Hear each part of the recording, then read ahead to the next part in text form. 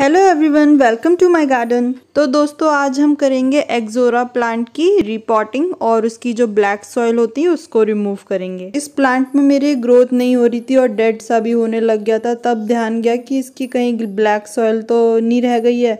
पता नहीं कैसे मेरा ध्यान नहीं गया और मैंने इसको बिना ब्लैक सॉइल रिमूव करे ही रिपोर्ट कर दिया और फिर इसका ऐसा हालत होने लग गई। जो ये ब्लैक सॉइल होती है या फिर रेड सॉइल होती है, चिकनी सी मिट्टी होती है, अगर इसमें ज़्यादा पानी चला जाता है तो फिर ये बहुत गीली सी हो जाती है और अगर पानी नहीं होता है तो बहुत ही हार्ड हो जाती है, एकदम पत्थर की तरह हो जाती है। तो ये बहुत नुकसानदायक होती है प्लांट्स के लिए। और हम लोग जो अपनी मिट्टी होती है बहुत अच्छी वेल ड्रेन्ड और भुरभुरी सी मिट्टी बनाते हैं जिसके अंदर रूट्स जो होती हैं अच्छे से डेवलप हो जाती हैं। से तो जो भी मिट्टी होती है वो कोई भी ख़राब नहीं होती है। तो ये नर्सरी वाले इसको इसलिए यूज़ करते हैं क्योंकि ट्रांसपोर्टेशन में जब ये सारे प्लांट्स वगैरह आते हैं तो इसमें ख़तरा रहता है कि इनकी रूट्स ना डिस्टर्ब हो जाए या फिर पौधा हिल ना जाए, टूट ना जाए। तो इसलिए इस ऐसी मिट्टी को इस्तेमाल करते हैं जो ट्रांसपोर्टेशन में ईजिली हो इन प्लांट्स को कैरी करने के लिए। घर लाके हमको जब हम रिपोर्ट करते हैं तो इस प्लांट की जो सॉइल होती है वो हमें रिमूव कर देनी चाहिए, थोड़ी सी या फिर पूरी ही कर दें तो बेटर रहेगा, क्योंकि प्लांट की ग्रोथ तब बहुत अच्छी होती है।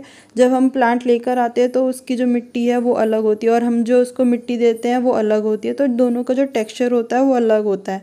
तो इसलिए रूट्स जो होती है, नहीं तो फिर उसी में ही उसी जो मिट्टी में पहले से लगा होता है उसी में ही वो रूट बाउंड सा होने लग जाता है, वहीं गोल गोल घूमने लग जाती है और रूट्स जो होती है अच्छे से फैल नहीं पाती।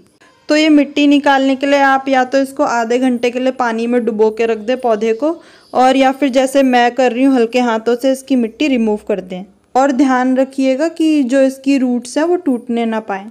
तो देखिए सारी मिट्टी निकल गई है और इसको मैंने बहुत बड़ी गलती करी, छत की क्यारी पे लगा दिया जहाँ पे ये पूरा मुरझा गया था, क्योंकि इस छत पे आपको पता है डायरेक्ट सन की रेज पड़ती है और बहुत गर्म हवा चलती है। पर मैंने इसको ढक दिया था ताकि ज़्यादा इस पर रोशनी ना पड़े और थोड़ी छाया में ये अच्छे से अपना डेवलप हो जाए। बट छत की धूप तो छत की धूप होती है तो उसने कर दिया नुकसान। आप ऐसा कोई काम कर रहे हैं जिसमें कि सॉइल रिमूव कर रहे हैं या फिर पौधा नर्सरी से लाके रिपोर्ट कर रहे हैं या फिर घर में ही कोई छोटे गमले से बड़े गमले में पौधा शिफ्ट कर रहे हैं, तो ये काम हमेशा शाम को करना चाहिए, दिन में कभी नहीं करना चाहिए। और जो छत पे क्यारी बनाई है इसका जो भी प्रोसेस रहा है तो वो मैंने डिस्क्रिप्शन बॉक्स में लिंक शेयर कर दिया, आप वहाँ जाके चेक कर सकते हैं। और ये देखिए 2 दिन के बाद जो भी इसमें बची कुची जान थी वो भी ख़त्म होने लग गई थी। तो फिर मैंने इसको क्या किया, छोटे से ये 6 इंच का पॉट था मेरे पास खाली, उसमें मैंने इसको रिपोर्ट कर दिया और इसको बिल्कुल छायादार जगह पे रख दिया। तो अब देखिए कुछ 1 मंथ के बाद में अपना प्लांट सेट हो गया, इतना सब कुछ झेलने के बाद भी। और जो इसका ये सेकंड, इसमें एक्चुअली 2 प्लांट लगे हुए थे ना, तो जो सेकंड प्लांट है वो तो पहले से ही बहुत ज़्यादा उसकी कंडीशन ख़राब थी, तो मुझे वैसे भी लग नहीं रहा था कि वो चलेगा, तो वो मरी गया एक्चुअली। और जो दूसरा है इसमें न्यू ग्रोथ स्टार्ट हो रही है और बर्ड्स भी बन रहे हैं देखिए, तो जल्दी इसमें फ्लावर भी खिल जाएंगे। ये वाला मेरा बिग साइज रेड एक्सोरा का प्लांट था और देखिए ऐसे ही मैंने अपने बाकी एक्सोरा प्लांट की भी सॉइल जो है रिमूव करी थी। ये डॉर्फ पिंक वाला एक्सोरा है और ये रेड वाला डॉर्फ एक्सोरा है और ये बिग पिंक वाला एक्सोरा है।